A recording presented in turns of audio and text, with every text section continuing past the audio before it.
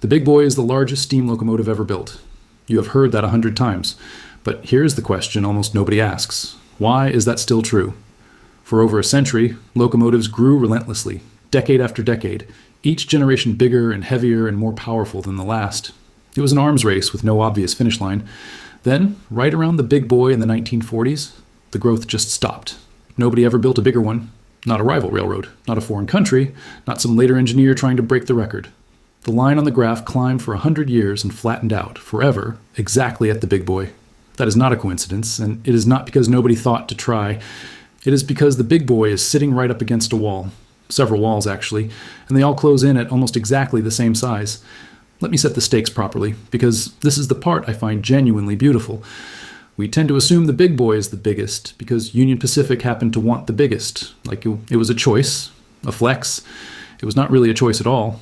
The big boy is the biggest because it is very nearly the largest reciprocating steam locomotive that the laws of physics and the shape of a railroad will actually permit you to build and still run. Push past it in any single direction, make it longer or fatter or hungrier, and you smash into a hard limit that either stops the machine from working or stops it from fitting on the railroad. This is really a story about a technology hitting the outer edge of what it can physically be, not about ambition running out. And to see that edge, we have to walk the walls one at a time. The first wall, and the deepest one, is steam itself. A steam locomotive is really just a boiler on wheels, and everything the machine does depends on how much steam that one boiler can make. So the obvious way to build a more powerful locomotive is to build a bigger boiler. The trouble is that a boiler does not scale up cleanly. There's an efficient length for a fire tube boiler, and it sits somewhere around 20 to 22 feet, almost regardless of how big the locomotive is. Push the boiler much longer than that, and you actually start losing efficiency, because the hot gases give up their useful heat in the first stretch and just coast, dead and cooling, through the rest. You also cannot simply crank the pressure up forever. The practical ceiling for this kind of boiler sits around 350 pounds per square inch, and the big boy already ran near 300. So the single most important number, how much steam you can make, runs into a wall that has almost nothing to do with how much money or ambition you throw at it. There is a deeper reason a bigger boiler betrays you, and it is pure geometry. The power of a boiler comes from its heating surface, the area of hot metal that hands heat to the water. But when you scale a boiler up, its volume, and therefore its weight and its appetite for fuel, grows much faster than its useful surface area does. Double the size, and you far more than double the weight and the thirst, while the heat transfer surface lags behind. So a giant boiler ends up carrying a brutal penalty in dead weight for every extra bit of steam it makes. Nature is quietly rigging the game against you. Past a certain size, you're hauling tons of extra steel around for less and less new steam in return until the whole exercise stops paying off. The big boy sits right about where that curve of diminishing returns turns sharply against you, and feeding that boiler runs into its own wall right next to it. To make steam, you have to burn fuel, and you burn it on the grate, the floor of the firebox. The big boy's grate is about 150 square feet, which is an enormous fire, roughly the floor area of a small house, all of it burning at once. But you cannot just keep making the grate bigger, because at some point you physically cannot get coal spread evenly across it fast enough to burn. Remember, a big boy is fed by a mechanical stoker flinging coal in by the ton, and even that has a limit to how much it can distribute. Make the fire much bigger than this, and you get dead spots, uneven burning, and a fire that eats air faster than the drafting can supply it. With good coal, something around 150 square feet is close to the most fire one boiler can usefully manage. You have hit the ceiling of how much heat a single firebox can turn into steam, and there is a human ceiling tangled up in that fire as well. Even with a mechanical stoker doing the shoveling, the fire still has to be watched, judged, and managed by a person, and there is only so much fire one crew can keep even in clean while the locomotive is pounding up a grade. Beyond a certain size, the fire becomes a beast nobody can properly tend at speed. You also have to drag air through that entire fire hard enough to burn it, and the draft the exhaust can create has its own hard limit. Bigger fire, more air needed, and eventually the locomotive simply cannot breathe hard enough to feed its own flames. The firebox is a delicate balance of fuel, air, and human attention, and the big boy sits near the largest that balance can hold together. Now, some clever engineer is already shouting the obvious solution, and railroads actually tried it. If one boiler cannot feed enough cylinders, why not add a third set of driving wheels, and let one boiler feed all three? That machine existed. It was called the triplex, and the Erie Railroad built the most famous one, a 2-8-8-8-2 with 3 sets of 8 drivers. On paper, it was monstrous, with more tractive effort than a big boy could dream of. In practice, it was a humiliation. That single boiler simply could not make enough steam to feed 3 engines at once. The eerie triplex would run itself completely out of breath if it tried to go faster than about 10 miles an hour, gasping, steam pressure collapsing, barely able to move. It is the perfect proof of the wall we just described. You cannot cheat the steam limit by bolting on more cylinders, because the boiler is still the boiler. The triplex did not go bigger and better. It went bigger and worse, and it proved that 2 engine units on one boiler is about the practical maximum. The second wall is the one you can see with your own eyes, and it is called the loading gauge. A railroad is not open space. It is a tight tube of tunnels, bridges, station platforms, signal gantries, and trackside structures, all built to a certain clearance, and every locomotive has to fit through that tube everywhere it goes. The big boy's boiler is already about as fat around as you can make it, and the whole machine stands roughly 16 feet tall, right up near the American clearance limit.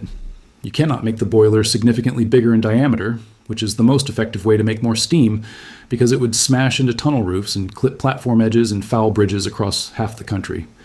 So the single most powerful lever you have for a bigger boiler, making it fatter, is bolted shut by the physical size of the railroad the locomotive has to live in. The big boy is, quite literally, built to fill the available tube almost completely. And if you are wondering why some other country did not just build something bigger, the loading gauge is exactly why. Almost every other railway on Earth, especially across Europe and Britain, was built to a tighter clearance than the American network, with smaller tunnels and closer trackside structures. Their locomotives had even less room to grow than American ones did. The unusually generous American loading gauge is a big part of why the largest steam locomotives in history were built here and nowhere else. So the big boys pressed against the most generous loading gauge any major railway ever offered, which makes it very close to the largest a conventional steam locomotive could physically be built anywhere on the planet, not just on Union Pacific. The third wall is curves, and this one is subtle because the big boy already beat it once. A long locomotive with a long, stiff row of driving wheels physically cannot get around a tight curve. The wheels want to go straight while the rail bends, and either the flanges climb the rail or the whole thing grinds to a stop. That is the entire reason the big boy is articulated, hinged in the middle with 2 separate engine units instead of 1. Articulation is the trick that lets you have all those driving wheels and still round a curve by letting the front engine swing. But here's the catch. Each of those 2 engine units still has its own rigid wheelbase, 4 driving axles locked in a line, and that unit has its own curve limit. To go meaningfully bigger, you would need to make each engine longer still, and now each half cannot round the curve either. Articulation buys you room, but it does not buy you infinite room, and the big boy is already spending most of what it bought. It is worth knowing that Union Pacific did not pull the big boy's size out of thin air.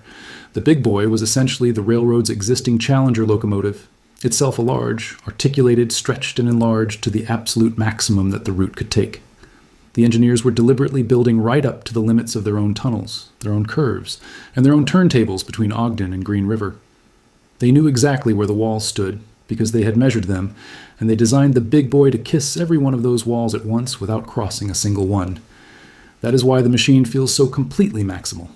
It was designed to be exactly as big as one specific brutal mountain railroad could physically allow, rather than as big as possible in some abstract sense, and that turned out to be about as big as any railroad on Earth could allow. If you are enjoying watching the walls close in on the biggest locomotive ever built, do me a favor and subscribe. I take these machines apart down to the physics every single week. Now let us close the last couple of walls, because this is where it becomes inescapable. The fourth wall ties back to something we have covered before, weight and axles. A bigger locomotive weighs more, and every railroad strictly limits how much weight you can put on a single axle before you start breaking rails and threatening bridges. So more weight forces you to spread it over more axles, which makes the machine longer, which makes the curve problem worse, which forces more articulation, which has its own limits. Do you see what is happening? These are not 5 separate independent walls that you could knock down one at a time.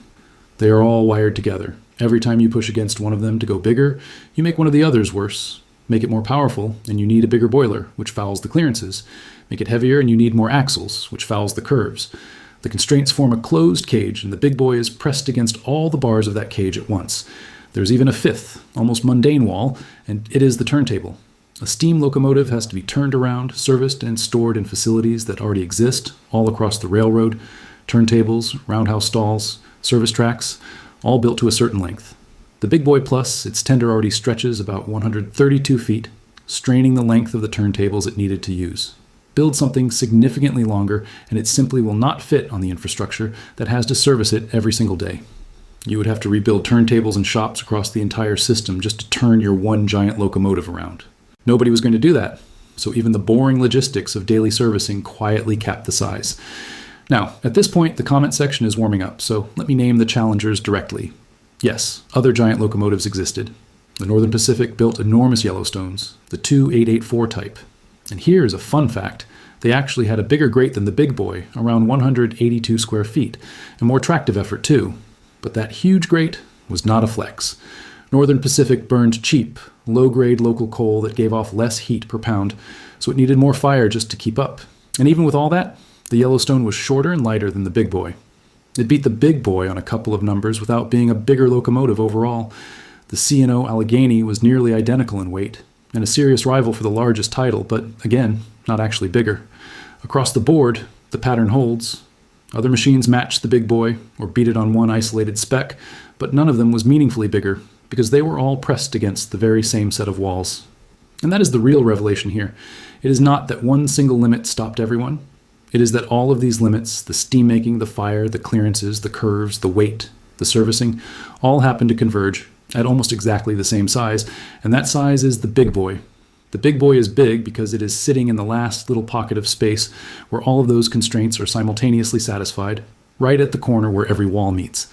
There was almost no room left to grow in any direction, because every direction was already blocked. The machine is a physical solution to a problem with almost no remaining slack in it. And even if you could somehow satisfy every one of those walls at once and squeeze out a locomotive 10% bigger, look hard at what you would actually get for it. A little more tractive effort, a little more horsepower, on a machine that costs far more to build, is harder to service, fits fewer facilities, and rides closer to every clearance and every axle limit on the railroad. The returns for going bigger had almost entirely collapsed by the time you reached the big boy. Each extra ton of locomotive bought you less and less useful work at greater and greater cost and risk. Engineering, in the end, is about return on effort, and the big boy sits right at the point where the effort of going bigger simply stopped paying for itself in any form at all. Which raises one final question. If steam was pressed right up against its ceiling, why did nobody at least try to break through to invent some radical new boiler or some exotic layout to push past the walls? And the answer is the same quiet villain from every one of these videos. The diesel. Because the diesel does not have a size ceiling at all. When you need more power from diesels, you do not build a bigger, impossible locomotive. You just couple another unit on, and another, run them all from one cab, and you have as much power as you want, with no wall in sight. So at the exact moment steam had scaled up to the absolute edge of what physics would allow, a completely different technology appeared that made the whole idea of a single enormous locomotive pointless. There was no reason to spend a fortune fighting the laws of physics to build a slightly bigger big boy when you could just add a fourth diesel to the lash-up for pocket change. Steam hit its ceiling at the precise moment the ceiling stopped mattering. That is worth sitting with because it quietly reframes the whole story. Steam did not fail to grow bigger because its engineers gave up or ran out of cleverness. They had pushed the technology all the way to its natural wall, brilliantly, and they were standing right at that edge with nowhere left to go. At the exact moment, a rival technology strolled up that had no wall at all. Faced with that, pouring millions into fighting physics for a tiny marginal gain would have been pure madness, and everyone in the industry could see it. So this is why the big boy is the last of its kind in the most literal sense. It is not just the biggest steam locomotive that was built, it is very close to the biggest that could ever be built and still work, the final maximum expression of reciprocating steam, arriving right as the whole technology was being abandoned. When you look at a big boy, you are not just looking at a very large locomotive. You are looking at the edge of the map, the point where an entire century of engineers pushing steam bigger and bigger finally ran out of room in every direction at once. Nobody built a bigger one because there was quite literally almost nowhere bigger to go, and no reason left to try. The big boy is the end of the sentence, and the diesel is what came on the next page. So here is my question for you. If the diesel had never been invented, and engineers were forced to keep pushing steam, which wall do you think they would have attacked first to try to beat the big boy? The boiler, the clearances, or the curves? Make your case in the comments. I read them, and the best ideas end up shaping the next video.